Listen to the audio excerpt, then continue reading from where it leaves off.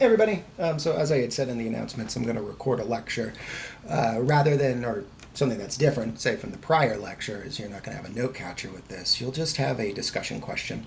I think maybe to either make it fun, it depends. Let me finish the lecture and then I'm going to kind of decide as to what we'll do for the prompt. I might even try to maybe give you two prompts, just depending on how you want to, which one you want to answer. As we are covering a lot of ground on this, I'm going to try to make it a lot faster than the other one was, though. A 25-minute lecture. The what we'll cover is we'll kind of pick up a little bit kind of where we left off, and then we'll go really just through the end of the Cold War. What we'll do is we'll talk about leaders in the USSR, leaders in the United States, some of their contributions towards either treaties, different things to maybe put a halt to weapons proliferation, or we'll also then kind of talk about some of the economic and different situations that have resulted within the U.S. itself, within the Soviet Union itself, and things that really led to its ultimate collapse. When we left our lecture last time, we kind of talked about proxy wars, talked a little bit about the United States sort of setting up that this objective of containment through the Truman Doctrine. We talked about containment really being the policy, the containment of communism, and then the financial backing of it being through the Marshall Plan. We talked about some of the geopolitical alliances like NATO, and for everything that you did see with the West, you saw NATO, you saw the Warsaw Pact, you saw the Marshall Plan, you saw the Molotov Plan, right? Everything, there's a this for that with all of it, in which each is contending to the other. And we also talked about proxy wars, these wars that are sort of this involvement, sometimes by the United States directly, sometimes by the United States through things like funding, weapons, training, those sorts of things. In order to contain communism. We went through Korea, we went through Vietnam, we kind of ended with the election of Richard Nixon. We talked about Henry Kissinger and Nixon and the Vietnamization process, in which they end the Vietnam War through the Vietnamization process, which essentially proposes that people in South Vietnam are going to handle their own defenses in South Vietnam. Now, ultimately, it's not entirely successful, and Nixon isn't really held in the high light for that. However, we will talk about his relationship with the Soviet Union, his relationship all around, or his strategy all around in terms of dealing with the Cold War that he's actually fairly praised for in a lot of ways. We won't go so much into things like Watergate or those things. I might make them a brief mention, but again, I don't want to make it a U.S. history class. I really want to focus more on the U.S. in terms of its relationship with the Soviet Union and other countries. Whether that's essentially dealing with these other countries for containment or dealing with these other countries because they're a part of either the Soviet bloc or U.S. sphere of influence. We did a little bit, just kind of a brief thing on what life was like in the Soviet Union. I kind of do want to start that out because when we start to talk about the end of the Soviet Union, it will help you understand the internal grievances of people who live in the Soviet Union, why they have them, what's going on. When we talked about the Soviet Union, I think one thing I had made mention of was really kind of production. We talked again about really kind of state-owned production, and in that event it's sort of handled just like any sort of a public sector enterprise. Things are earmarked for certain amounts of money. The creation of goods is more objective rather than subjective, if that makes sense, right? It's really this idea that the sort of almost bureaucracy of industry assumes that this amount of things needs to be created, rather than it really being subject to the wants and sways of the market. So we talked about some of those inefficiencies that exist within it. When the Soviet Union kind of starts, say in 1922, they do have this sort of realization that they're kind of behind their Western counterparts in terms of industrialization. By about 1928, with the takeover of Stalin, you see what's known as the Five-Year Plan.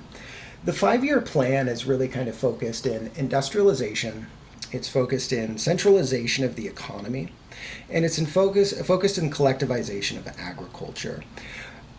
Centralization in economy itself means the Soviets are going to really control the way that trade is conducted within the Soviet Union itself and the way that it's conducted sort of exteriorly, like how they trade with other nations as well, in the event that they do. The Soviet Union, in terms of industrialization, takes quite a few cues in its early days, even from the West. Ford Motor Company actually goes over to help the Soviets develop car manufacturing. They're not completely closed off to the innovations and ideas and technologies of the West.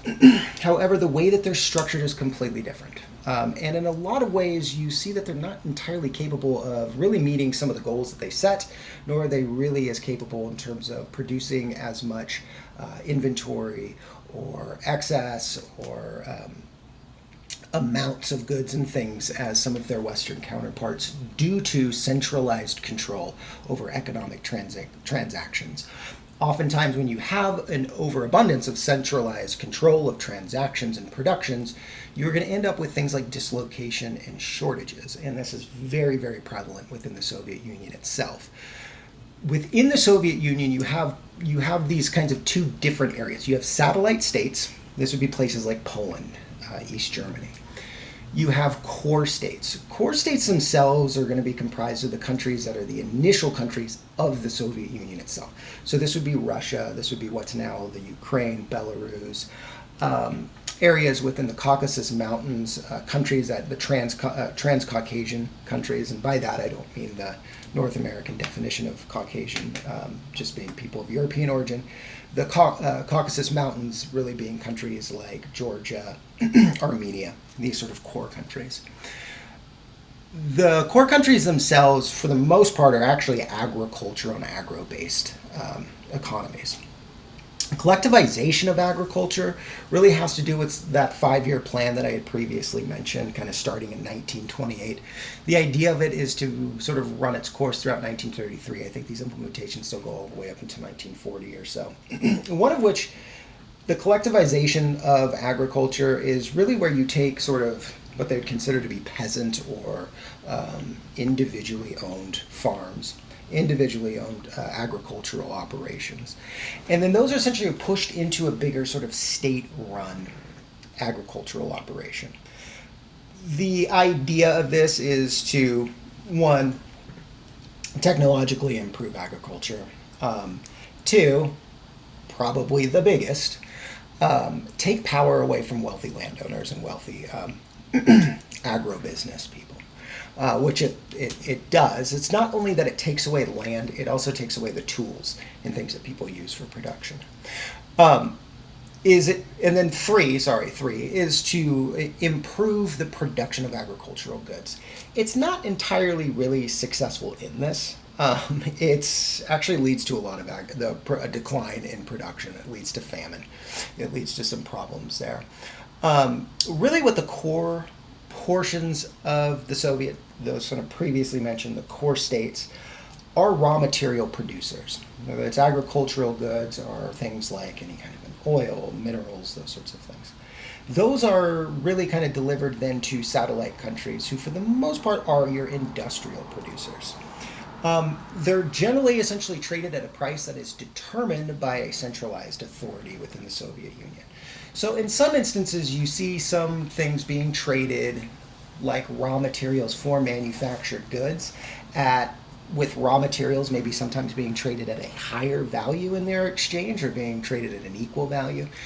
This is pretty unnatural when you do look at how manufactured goods are actually traded with raw material throughout the duration of modern history within the modern era, albeit usually manufactured goods, produced goods, are generally going to be traded at higher rates than raw materials. And that's just, again, because you have to, obviously, there's artistry involved, or there's some sort of industrial output involved. There's labor, skilled or unskilled, being involved in the production of those goods, more so than it would be in just in the extraction of raw materials.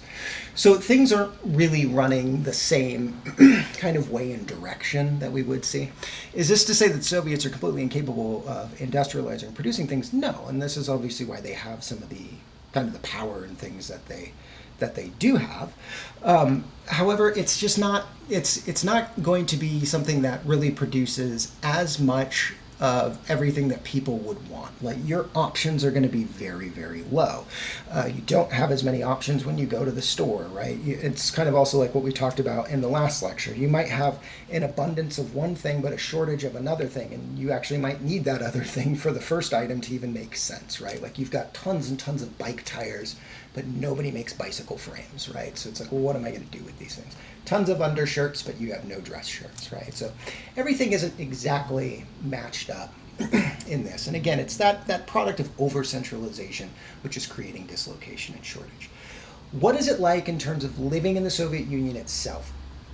Something I don't think I mentioned in the last lecture. We talked a little bit about fascism, we talked about communism, we talked about how they kind of both fall within that sort of area of authoritarianism. And there really isn't that much of a difference. And we looked at that really in terms of the socioeconomic Marxist type platform, Giovanni Gentile. We talked about his praise of Karl Marx and the creation of this system, national control over industrial outputs, these things that are all similar in fascism, similar in communism, similar in extreme socialism and those sorts of things. One distinction, however, that does exist that we could look at, and it's really more of a face value distinction, is when you look at fascism, when you look at communism, one of the more surface level distinctions I think that anybody can draw is its sort of vehicle of recruitment or way of recruiting a population, at least into following it, to buying it. With communism, the reason communism works really well with the USSR, works really well with Russia, is the Russians and the USSR essentially are part of a big Eurasian empire, if we were just to look at the Russian Empire pre-Nicholas. The Russians themselves are what we would kind of consider part of Russia. Oftentimes, I think when we think of Russia, we generally think of people who look like Putin, right? We think of blonde people with blue eyes or those things. But Russia itself and the USSR, the Russian Empire, really is a melting pot. I mean, there's different people from all sorts of different places. You have Kazakh people, you've got Siberian people, Tartar, you've got people in the Ukraine, Latvia, Lithuania, Estonia, all the way down even to areas of what is in Turkey. A lot of different looking people, a lot of different languages, different, even in some instances, could be different types of religions as well, some different stamps of Christianity. So it's not really just sort of one kind of nation. That recruitment in communism really has to do with class systems. It's more of a proletariat class, essentially taking back the means of production from the bourgeois. And it can really kind of exist absent, or at least can take place with a group of people absent a national identity. Now, that doesn't mean that the USSR won't work on a national identity. They do. Where fascism really kind of works is fascism's vehicle of recruitment really has to do with nationalism. So if you look at a country like Germany or a country like Italy, why did fascism why did it work so well in terms of recruiting people over to it? Really is because when you look at Italy, when you look at Germany, they're nations before they're countries. When we talked about the HRE in our book, the Holy Roman Empire, we see that it's hundreds of different, principalities, countries, jurisdictional spaces. And then it kind of refines itself down to about 30-something German confederate, 30-something German-speaking countries into a confederacy. But what they have in these German areas is they've got a common language. They've got a common religion, right? They've got a common culture. They have a nation before they have a state. And it's the same thing in Italy, right? If you're Venetian or if you're Roman, right? You've got all of these areas and you've got an Italian identity before you have an Italy. Italy doesn't really become the country we know today till about 1861, the Germans 1871. So nations before states. So national identity really works as a vehicle of recruitment there. Whereas in the USSR, class identity is something that really works as a good vehicle of recruitment to get people to subscribe to these sorts of authoritarian, totalitarian type systems. The USSR will work on some sort of a national identity, and this again is going to really be done through their educational system. It'll be done through media, things like radio, television, literature, art, all of those things, creating some sort of a USSR identity. And you would get a lot of that in the event that you were somebody who was going to school within the USSR at that time. So just to kind of give you a little bit of, that is what life is like, and it's going to make, obviously, our discussion towards the end here, it's going to make a lot more sense having had that. Back to Nixon really quick, because we did talk about his process of Vietnamization is something that's not entirely praised. When we do kind of look at that, hey, this wasn't really a big success. What Kissinger and Nixon, though, are praised for, and you might even be familiar with the name Kissinger. And part of the praise of him, in terms of a Secretary of State and sort of a diplomat, has to do with what he and Nixon do in terms of driving a wedge between the USSR and China. Nixon has a lot of respect for Chinese people, a lot of respect for the Chinese government, its culture. And what he does is in his time in office, the United States will stop blocking China's entry into the UN. He also will set up open trade relationship with the Chinese. And what this does is it really kind of allows the Chinese to follow their own interest. And in this event, open door policy trade with the United States is something that's really going to economically be hugely beneficial to them. So what Nixon really does in terms of driving this wedge is he puts something forward to where the Chinese can kind of follow the path that is economically best for them. For the USSR, however, this is definitely something that really starts to worry them. They start to see essentially a potential ally kind of being buddied up with the United States.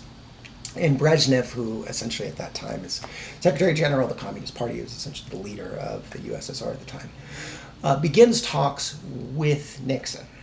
In these talks and these discussions, Nixon and the Soviet Union developed what's known as the Strategic Arms Limitation Treaty, or SALT, SALT 1, and it's Part 1 because we'll talk about SALT 2 as well. Same concept. But what it does is it limits the number of anti-ballistic missiles that each country can deploy, and it also froze the number of intercontinental ballistic and submarine-based missiles, which could be used by each nation for a period of 5 years. So we sort of look at this. It's kind of one of those, it's similar, I think, in what we've sort of seen in the past, what we saw like with Kennedy, where there's, kind of a callback on nuclear testing. There's then the creation of this, telephone line and direct line from the White House to Moscow. It's kind of a small step, right? In some ways, though, is it something that's really going to end the Cold War? No. In some ways, it kind of almost facilitates it, right? In some way that it gives it kind of a boundary. And in that, people can kind of rest, feel a little more safe in that instance. Was it the time to end the Cold War? No. We'll kind of talk about all these sorts of different hammers kind of have to strike at one time for this Cold War to really end. And we'll kind of look at all of those. After Nixon, you have Carter. And God bless him, but Carter is probably, and I'll preface this, anybody who talks about him or has lived through his presidency, nice man, wonderful human being. After his time in office, dedicated a lot of his time to Habitat for Humanity. Did a lot of great work. Just a wonderful person. Sometimes even makes a few gestures that you can tell are coming from just an internal place of kindness, but diplomatically, they completely backfire on him. Carter wins the presidency not from Nixon. Not to get into it, Nixon has the Watergate scandal. You may have heard of that. What Nixon what happens with Nixon is Nixon resigns, but before Nixon resigns, his vice president, Spiro Agnew, resigns. And so in this small duration of time in which Nixon is still president, he replaces his vice president through a congressionally approved vice president, Gerald Ford. Then Nixon resigns. Then Gerald Ford becomes president for 2 years, making Gerald Ford, actually since common elections, when we left some of our processes about 1828, we won't get too into American elections, makes him essentially a non-elected president in that instance. He was approved through Congress and then becomes president through succession. Gerald Ford goes against Carter. There's a couple of things with Ford, obviously his pardoning of Nixon, and people are I think, leery of him. And he loses to Carter. Carter is aware kind of what sort of things are happening. Carter is aware of his need to address the Cold War. Carter has a couple of things that are taking place. I think one thing that Carter really wants is this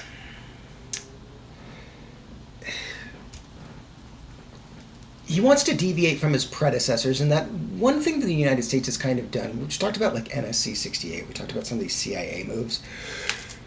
There's a number of things like the church hearings and things that took place, FBI and CIA investigations and things that took place by Senate committee hearing, one of which is a Senator Church, who essentially runs these Senate committee hearings and extracts a lot of information about some of these like internal CIA and FBI policies that were taking place.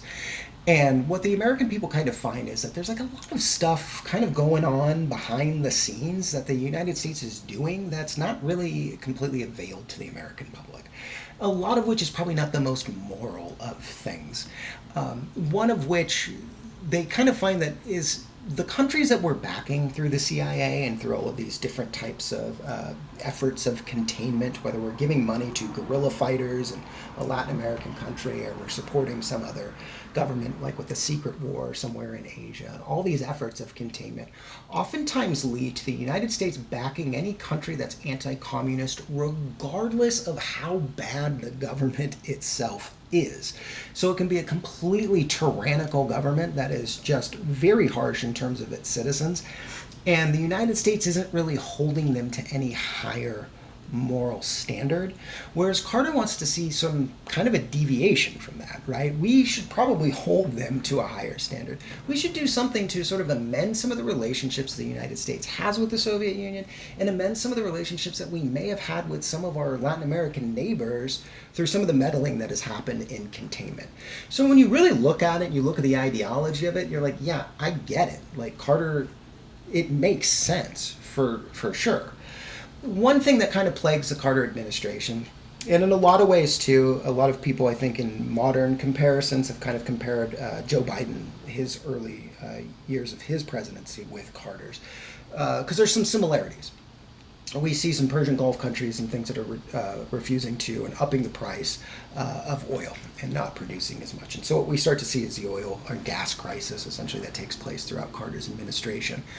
This doesn't necessarily just mean that, hey, gas costs more, it's harder to get around town. This means everything costs more because things have to be delivered via truck, via plane, via ship, via things that use oil.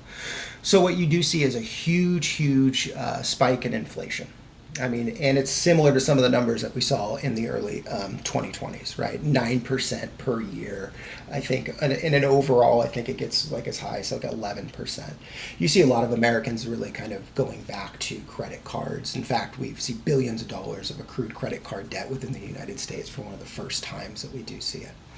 So that's something that's happening foreign that's affecting Carter domestically. So how is he going to kind of handle a few of the things? Well, his approach is kind of coined. It's coined as sort of the détente approach. And by détente, I mean trying to ease the relationships. I even had to look it up to like, get the pronunciation of it. The détente essential approach is to ease the relationships that might be contentious between two nations. Tries to do it with the Soviets, tries to do it with some of our neighbors in Latin America. For instance, Carter gives control back to, or get not back, but because essentially when the Panama Canal is built, it goes under United States control. This is under Theodore Roosevelt. This does create some contentious relationships between the United States and the Panamanians, so he gives control of the Panama Canal to people of Panama, which we see the United States has now taken a different role in terms of controlling the Panama Canal because of its favorable rates that had been happening with China. So some of the Carter decisions actually today have been addressed and reversed. His détente approach also leads to him kind of wanting to have more of a peaceable relationship with the Soviet Union. So what he does is he does meet with the Soviet Union, Brezhnev again, and then embarks into the SALT II treaties, right? Another strategic arms limitation treaty. The SALT II happens in 1979. The Soviets, however, aren't entirely they're not really following it with complete fidelity, and they essentially go in and they invade Afghanistan. They're doing this to really sort of quell some of the problems that are happening there and to better have some handle over the oil production in the area. And we'll talk about how oil production is going to be a problem for the Soviets as well. Carter looks at this as kind of a big, kind of backstab. And so he goes to the Senate and really tries to get some sort of a pullout of the SALT II treaty. What he is successful, however, at getting is a 5% increase in terms of the defense budget and starts sort of a boycott of the 1980 Olympics being held in Moscow. Carter also, through the CIA, kind of ignoring some of the newly found suspicion that people are having via the church hearings, Carter does support Afghan troops. And he supports the Afghan troops. Really, it's the Mujahideen, who eventually are going to become part of the Taliban. One of the people who's essentially receiving U.S. support for what's happening in Afghanistan is going to be Osama bin Laden, somebody that you're probably familiar with. So there's a lot of things that Carter kind of does that creates just kind of a lot of like further problems down the road. It's definitely a lot of fumbles and foils and various things throughout his presidency. It's not the greatest one. Okay. 1980 election, Carter does run for re-election. He runs against then California Governor Ronald Reagan, a former actor, but somebody who's staunchly conservative. I think people are seeing that some of the more kind of liberal or left-leaning attempts of Carter are not very successful, so we almost see this kind of shift to the right. Not to get too into U.S. politics, you start to see again sort of the Sun Belt creation of republicanism having to do with people coming from places like the Midwest and various other places due to defense contracts. Your book also talks about, again, like computer and software production, bringing out these college-educated people, a lot of whom are right-leaning, putting themselves into states with higher electoral college points. If we look at the Carter and the Reagan election, it's not even close. I mean, 489 electoral votes, and then he also wins the popular vote by a very significant margin. It's a slaughtering, as well as the Mondale election in 1984. Reagan's going to win that by quite a bit as well. This has more to do with Reaganomics, trickle down, the new right. This is all sort of internal political things. Really just wanted to have this slide to show you guys that map. Reagan and the Cold War. So we'll look a little bit about that. Reagan definitely comes out the gate pretty hot when it comes to the Cold War. In fact, he refers to the Soviet Union as the evil empire. His language is strong.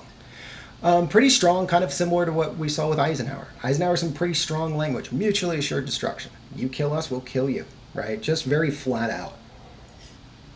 That type of talk tends to make people nervous, right? Especially when you're talking about nuclear powers.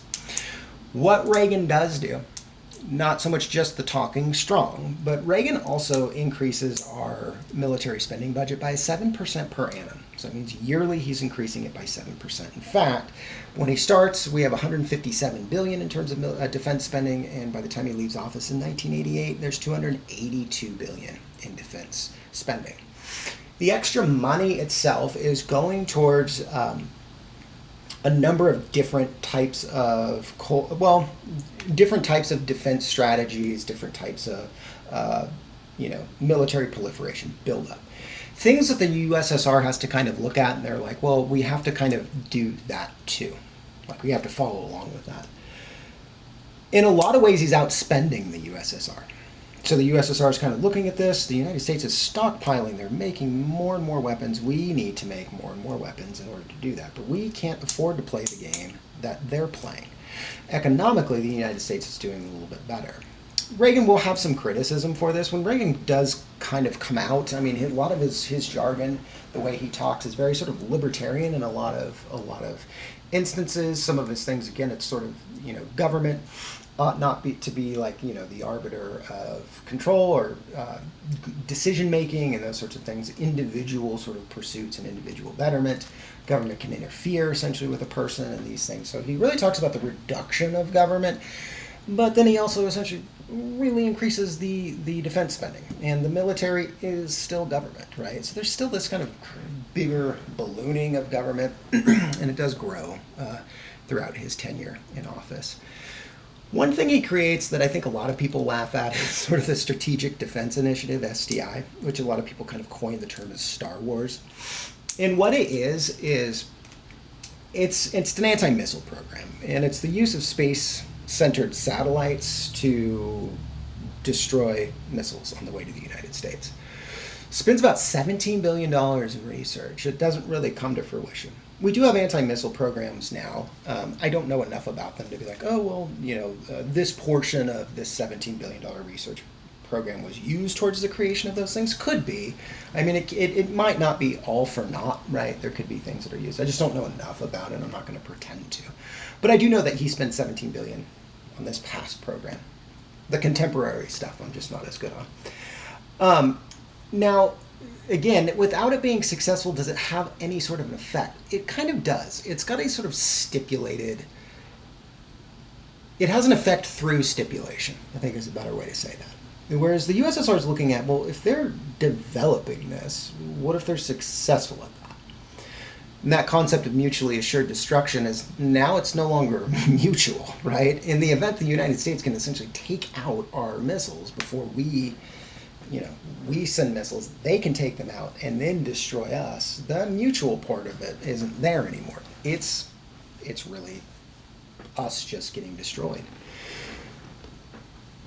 Reagan still, though, isn't going to be above having any sort of talks or attempting any sort of talks with the Soviet Union. So it's not really just a play out of, hey, I'm just going to outspin you. He does start the strategic arms reduction talks to start. This is a proposal where the U.S. would shell about 572 of its cruise missiles from Europe in exchange for the Soviets dismantling Eastern European-based immediate-range ballistic missiles. Ultimately, however, the USSR is going to kind of look at this offer as this way to create sort of U.S. nuclear superiority, and ultimately they're going to reject it. Peace talks are going to falter too, and the USSR shoots down a South Korean passenger plane. And this is something that it happens. You will see this, and there's been some other instances. I don't even know if I even brought them up in our previous lectures because, I'm trying to move forward with the way the Cold War's happening.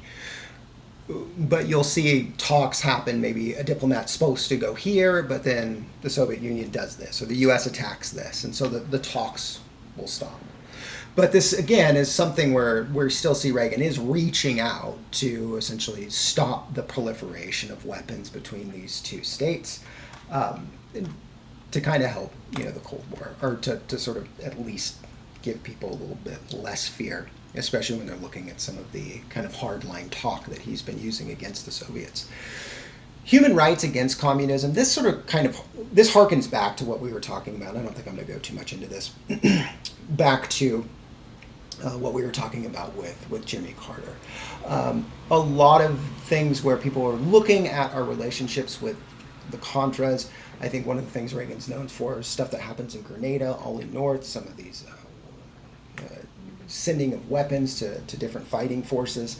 And oftentimes what a lot of people are starting to see is sometimes we aren't always supporting the best governments. It's really just an anti-communist, okay? So we're going to support this guy even though he's a complete tyrant because he's not favorable to communism. He might be favorable to trade relations with us. And so you can see a little bit of pushback in terms of how Americans are looking at our sort of humanitarian efforts and our fight against communism and the installation, essentially, of governments that aren't probably the best for the people that they represent. Another thing that's worrying a lot of American citizens at the time is the nuclear freeze movement. So what we're kind of doing here and what we have done is you've seen that we've talked about this treaty, this treaty, this treaty, a lot of which has to do with we're not going to fire missiles here, or we're not going to build up this many missiles here. We're going to open up a line of communication here. We'll stop testing here. All of these different things where we start to see these kinds of just short sort of reductions in terms of building up armaments, pointing armaments at each other. And there's some kind of slow concessions that are being made between the two, letting people breathe a little bit easier. But the fact is, nuclear weapons still exist, and there's still a proliferation. People are still making them. You see that the United States is promising to place nuclear weapons within key countries like England, Italy, West Germany, and Belgium. You see things that are being pushed around and moved in different areas within the Cold War itself.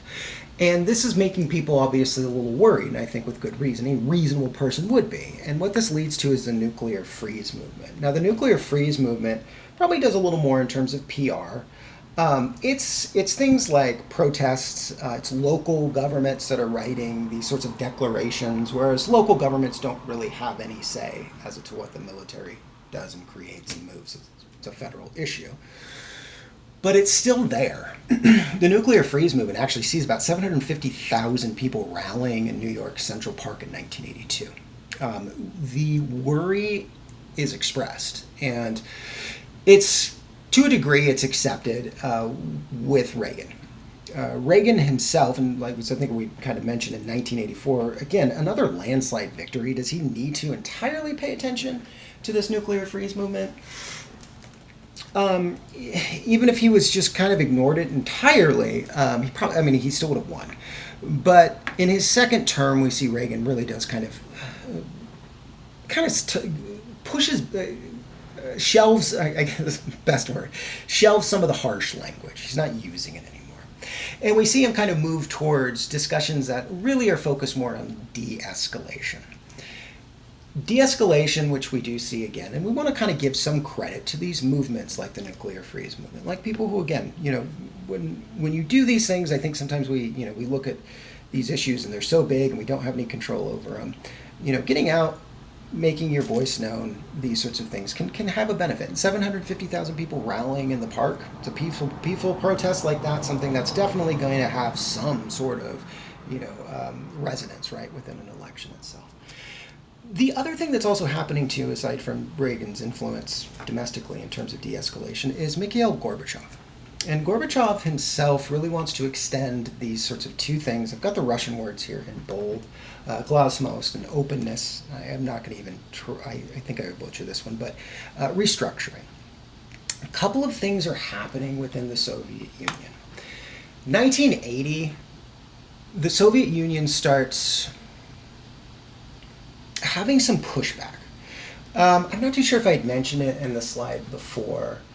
When we sometimes think of things like communism or socialism, we kind of think of that sphere. We oftentimes think of things like unions, right, that might be more geared towards maybe that kind of that side of the political sphere. However, unions don't really exist in the Soviet Union. Stalin does away with them. And again, everything in terms of trade, production, whether it be agriculture or industrial, is done through central planning. So there really isn't any sort of a union. In 1980, though, there's a Polish union known as Solidarity, which is started up by a Polish leader. And this is something that the USSR really kind of looks at as sort of a threat. They're not happy about it.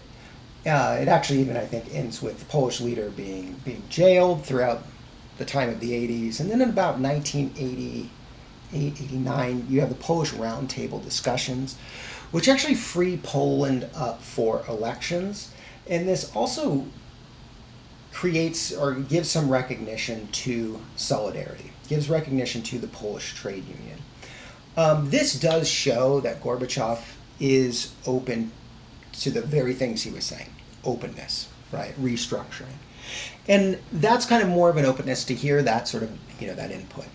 There's Polish people who want something that's more representative within Poland itself. There's Polish people who want representation in terms of their own labor. And so we see that open up. Another thing that we start to see in the Soviet Union itself is the Pan-European picnic. Pan-European picnic then sounds kind of like a picnic or something. I mean, but really what it is it's sort of the opening of borders. And it's the opening of borders in areas like Austria and Hungary. What it does is it opens up these spaces, and a lot of people who are in countries like Hungary and also East Germany are starting to move throughout the Soviet Union. And one reason that this is kind of significant is that it really shows that Gorbachev can't really respond to that. So you're kind of looking at this, and whereas you had a Soviet Union who would really kind of stop that, and now they no longer are. So we see, again, this kind of, the movement through these areas prior to that as well, and that's probably something I should have mentioned, Gorbachev himself comes to the United States in 1987, and that's actually when Reagan really stops referring to them as the evil empire, looks at him as kind of a friend, and the openness in this discussion. And then we talked about Poland, then we talked about the European picnic, in which they're sort of letting people move kind of freely within these countries themselves. There's going to be a pan-European union. This is interesting, something that's started by Karl von Habsburg, and it's distributed and sold to a lot of people. What we start to see through things like the Pan-European picnic itself is we start to see a mass exodus from areas that are more Soviet controlled, such as Eastern Germany, and into countries with less Soviet control. What we'll also see is a pan sort of European alliance. This is going to exist of a number of countries within Europe itself. The countries that exist, well, let me see if I can find it. Okay. Well, the pan-European countries, what actually known as the Commonwealth of Independent States, and this is sort of created on the 21st of December 1991. Ultimately, that's really what's going to lead to a push away from USSR organization. So let me kind of just go back through it just to kind of put it something that's kind of chronological. We start with Poland becoming kind of the first to have their own representative government by 1989.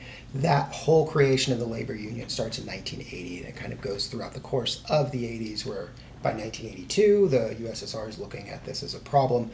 We see the person who's starting the Solidarity, the labor union, arrested, but then by 1989, this person is taken out. Poland then has its own representative government by 1989. And the starter of the Solidarity movement actually does become president of Poland. We also have the Pan-European picnic that we had talked about. Again, this has to do with the relinquish of borders. The Soviet Union can't really enforce these border spaces because of a few things that are happening. So during 1988, we see that the Soviet Union is having trouble with oil subsidies, along with maintaining massive troop levels. This essentially, also they have substantial economic drains, a lot of it which would have to do with, again, trying to respond to the massive spending of the Reagan administration. This means that any sort of buffer zones and areas in the Soviet Union that kind of created these buffer zones between these states are things that the Soviet Union itself is incapable of upholding. So with that, with the Pan-European picnic, you see people having this recognition that the Soviet Union itself cannot enforce people who are moving throughout it. You start to see a pan-European Union. In this, we see massive exoduses from areas of further Soviet control, like Eastern Germany, moving into other places of less Soviet control. And you start to see this kind of effect in which, like, state by state by state, East Germany, Poland, Hungary, Czechoslovakia, Bulgaria, Romania, all these Eastern European bloc countries start to topple their communist regimes. In some instances, violently. They will execute the heads of states of the USSR. The glasnost concept of Mikhail Gorbachev will weaken the ideological bonds that the Soviet Union has held over these areas. And it really forces the Soviet Union to essentially change from its communist structure. And in fact, the communists, they're forced to surrender their 73-year monopoly of state power. And then you start to see the creation again of these sorts of commonwealth of independent states. And these exist in what was then sort of formally the Soviet Union. 1991, we see the Commonwealth of Independent States as the successor of the Soviet Union. So the Soviet Union by 1991, by December of 26 of 1991, is dissolved. The Cold War, what we refer to, so that's essentially the dissolution of the Soviet Union, kind of starting in what we've recognized in terms of that starting about throughout the 80s, ending in the early 90s. The Cold War itself really ends through kind of a series of treaties. In fact, it ends through something that happens at the Malta Summit. Soviet forces withdraw from Afghanistan in 1989. The Berlin Wall comes down. Inter-German borders, what we would then call sort of the Iron Curtain, then falls. On the 3rd of December 1989, Gorbachev and Bush declare the Cold War to be over at the Malta Summit. So really the kind of end of the Cold War happens a little bit before the complete dissolution of the Soviet Union. But the Soviet Union itself ultimately does fall. However, if we look at that through treaty, through recognition, the Cold War kind of ends a little bit before its fall. So kind of a few things just sort of think about, some takeaways, and I think I'm going to write this out in your prompt. Maybe I'll probably put 2 in there that you can choose from. But we really kind of want to look at those sorts of things. Does the Soviet Union have to fall in order for the Cold War to be over? What sort of roles do we play? So just kind of thinking about those things. I will leave this up, and again, I'll do the same thing that I did in the last one. I'll post this so you'll have all of the lecture script. I know the last one, it's the Pan-European Picnic, that whole ordering of it is always really hard for me to explain. It's just, I should probably actually just put a timeline on this and just do it that way. I think it'd be easier to lecture. However, the information's in there written as well. So I'll put this up. You'll have the script, then you'll also just have the lecture itself, and then this will be more than enough information to answer the prompt that's going to be in the discussion. All right, look forward to reading your discussions, and hopefully you enjoyed this lecture. I tried to make it a little bit shorter. All right, thank you guys.